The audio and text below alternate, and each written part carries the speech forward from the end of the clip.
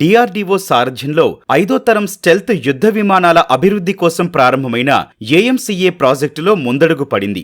AMCA prototype నమూనాల రూపకల్పన, అభివృద్ధి కోసం 7 భారతీయ కంపెనీలు డిఆర్డీఓతో కలిసి పనిచేసేందుకు బిడ్డింగ్ దాఖలు చేశాయి.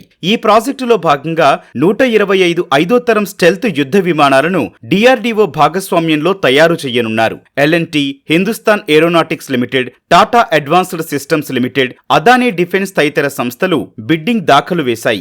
ఆ బిడ్లను మాజీ BrahMos Aerospace chief A Sivathanu Pillai నేతృత్వంలోని కమిటీ పరిశీలించి రక్షణ శాఖకు నివేదించనుంది. షార్ట్ లిస్ట్ చేసిన 2 కంపెనీలను రక్షణ శాఖ తుది ఎంపిక చేయనుంది. 2 బిడ్డర్లకు 15,000 కోట్ల విలువైన పనులు అప్పగిస్తారు. 2 లక్షల కోట్ల ఏఎంసీఏ ప్రాజెక్టులో భాగంగా 125 5వ తరం స్టెల్త్ యుద్ధ విమానాలు తయారు చేయనున్నారు. 2035 నాటికి అవి వాయుసేనలో చేరే అవకాశం ఉంది.